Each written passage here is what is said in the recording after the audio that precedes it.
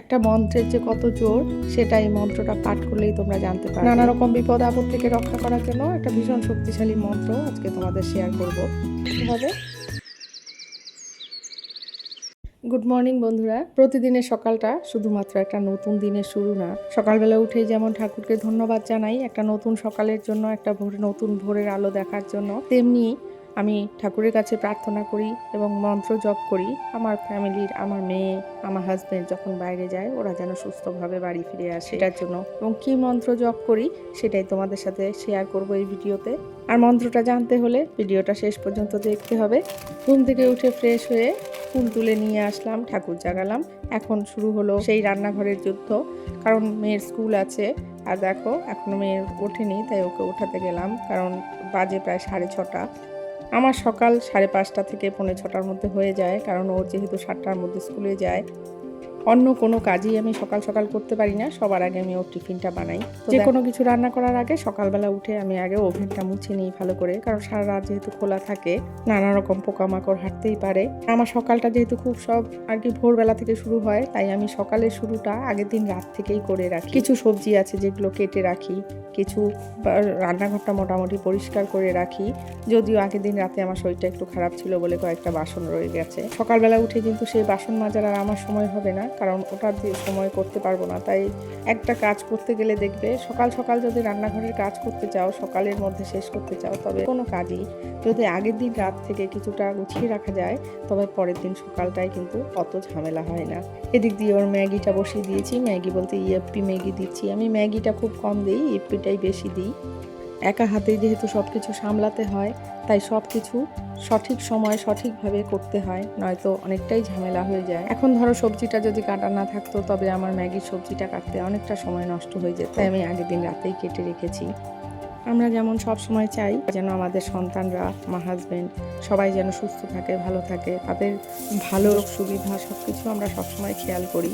সেরকমই তারা যেন বাইরে যখন যায় তখন যেন সুস্থভাবে বাড়ি ভালোভাবে ফিরে আসে, সেটার জন্যও কিন্তু মনে মনে প্রার্থনা করি। সবসময় ঠাকুরের কাছে কিন্তু এই প্রার্থনাই থাকে। আর আজ আমি তোমাদের সাথে যে মন্ত্রটা শেয়ার করব, সেটা যে কতটা আর কি শক্তিশালী সেটা তোমরা জপ যদি করো তবেই বুঝতে পারবে। আমি অনেক কিছুতে প্রমাণ পেয়েছি এবং অনেক কিছুতে আমি উপকার পেয়েছি, তাই আমার একটা দিনেও কিন্তু ভুল হয় না এই মন্ত্রটা জপ করতে। আমি একদিন ভুলে গেছিলাম, সেদিনটাও আমি বুঝেছি যে সেদিন আমার কি হয়েছে। আমার হাজব্যান্ড একটা বড়সড় অ্যাক্সিডেন্ট হাত থেকে সেদিন রক্ষা পেয়েছে। এরপর থেকে আমি কোনোদিনও ভুলি না সেই মন্ত্র জপ করতে। এই দেখো এদিকে মেয়ে তো রেডি হয়ে গেছে, এখন চুলটা বেঁধে দিতে হবে ওকে। আগে ভাত খেয়ে যেত, এখন আর ভাত খেয়ে যায় না। ওর নাকি এত সকালে ভাত খেলে বমি পায়, তাই একটু ছাতু খেয়ে যায়। ওর জন্য টিফিনটা একটু ভারী দিতে হয়। আর টিফিনটা বানানোর পর একটু টিফিন খাবে, ও ম্যাগি একটু খাবে, এটা প্রতিদিনের অভ্যেস ওর। টিফিনটা বানিয়ে ওর আবার চুলটা বেঁধে দিতে হবে। আর আমার ঘরে আসলে সকালটাই খুব ব্যস্ততা থাকে, এরপর অনেকটাই কমে যায়, কারণ হাজব্যান্ড অফিস চলে যায় তাড়াতাড়ি, ও স্কুলে চলে যায় তাড়াতাড়ি। আর বড় মেয়ে তো কলেজ যায় তখন ওরটা করি, ওকে নিয়ে অতটা চাপ নেই। আর এদিক দিয়ে অনেকটাই দেরি হয়ে গেছে আজকে, তাই তাড়াতাড়ি করে ওর বাবা আগে ভাগে গিয়ে গাড়িকে বলতে হবে দাঁড়ানোর জন্য, নয়তো দেরি হয়ে যাবে, তাই যাচ্ছে তাড়াতাড়ি করে। আর ওর চুলটা এখনো বাঁধা হয়নি, চুলটা বাঁধতে অনেকটা সময় লেগে যায়। এত কিছু গুছিয়ে রেখেও সকালবেলাটা কোন দিক দিয়ে বেরিয়ে যায় টেরই পাই না। আসলে যে কোনো কাজই করতে গেলে দেখবে হাজারটা কাজ সাথে থাকে, সেগুলো করতেই কোন দিক দিয়ে টাইম পেরিয়ে যায় বোঝাই যায় না। তারপর তো ওর জিনিসপত্র খোঁজাখুঁজি তো লেগেই আছে। এই তো রেডি হয়ে গেছে, এখন চলে যাবে। সেই মোটামুটি ওর 7:30টার দিকে গাড়ি আসে, আর বাড়ি আসে এদিকে আবার 3:30টার সময়। এই অতটা টাইম কিন্তু মনের মধ্যে নানা রকম দুশ্চিন্তা কাজ করে। তার জন্য আমি এই মন্ত্রটা মনে মনে সবসময় পাঠ করতে থাকি, কারণ জানোই স্কুলে যায় বাসে, আসে বাসে, আমরা নিয়ে যাই না, তার জন্য একটা টেনশন থাকে। মন্ত্রটা হলো ওম কৃষ্ণায় বাসুদেবায় হরে পরমাত্মনে প্রণত ক্লেশ নাশায় গোবিন্দায় নমো নমঃ। এই মন্ত্রটা যে কতটা শক্তি তোমরা যদি জপ করো নিয়মিত তবেই বুঝতে পারবে। বাইরে কোথাও যদি কোনো দিন একটু বেশি দূরে কোথাও ট্রাভেল করো, তবে বাড়ি থেকে বেরোনোর আগে 11 বার মন্ত্রটা পাঠ করে তারপর বেরো। আমি তো তাই করি, আমরা বাইরে দূরে কোথাও গেলে সবসময় 11 বার পাঠ করি। যদিও হাজব্যান্ড আর মেয়ে যখন যায় তখন আমার 11 বার পাঠ করা হয় না, তো আমি 2-3 বার করি। যতটা পারি, ততটা সম্ভব হয় ততটা করি। এবং জানি না কেন মন্ত্রটা পাঠ করার পর থেকে মনের মধ্যে কিন্তু একটা শক্তি মনে হয় যেন না, ঠাকুর সব রক্ষা করবে, সব ভালো করবে, সবই ভালো থাকবে। সেই আশা নিয়েই এই মন্ত্র পাঠ করি।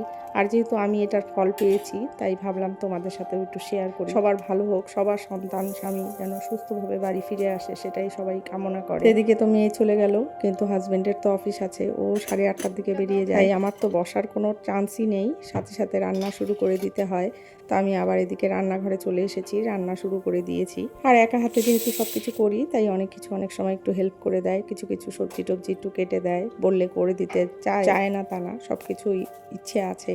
দেখে আমি একা তাড়াহুড়ো হচ্ছে, তখন একটু হেল্প করে দেয়। এরকম হেল্প করাটাও কিন্তু কম না, সবাই কিন্তু করে না, এটাও ভাগ্যের জোরে পাওয়া যায়।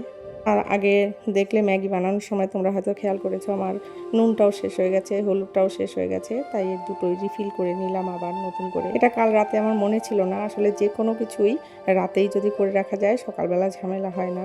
তো এদিক দিয়ে দেখো আমার রান্না বান্না হয়ে গেছে, এখন খেতে দিয়ে দেবো। একদম 8:30টার মধ্যেই খেতে দিতে হয়, কারণ ও 8:30টা থেকে 9:45টার মধ্যে বেরিয়ে যায়। তার জন্য প্রতিদিন অত সাজিয়ে গুছিয়ে দেওয়ার সময় হয় না, যেদিন একটু সময় পাই সেদিন একটু সাজিয়ে গুছিয়ে দিই। সাজিয়ে গুছিয়ে কাউকে খেতে দিলে কিন্তু বেশ ভালো লাগে। আর আজ যেহেতু ছিল সোমবার, তাই ছিল নিরামিষ, সবকিছু নিরামিষই করেছি। এই তো খাওয়া দাওয়া করে ও বেরিয়ে গেল, সেই আবার একটু মন্ত্র পাঠ করে নিলাম কিছুক্ষণ আমি। এই মন্ত্রটা আসলে প্রেমানন্দ মহারাজজি বলেছিলেন একদিন, সে তখন শুনেছিলাম। এরপর আমি একদিন ভাগবত পাঠ শুনতে গেছিলাম, সেখানেও এক মহারাজ বলেছিল।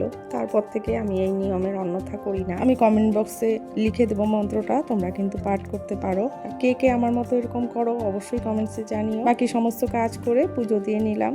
তো এই তো ছিল আজকের ব্লগ, তোমাদের কেমন লাগলো কমেন্টসে, ভালো লাগলে অবশ্যই সাবস্ক্রাইব করে নিও।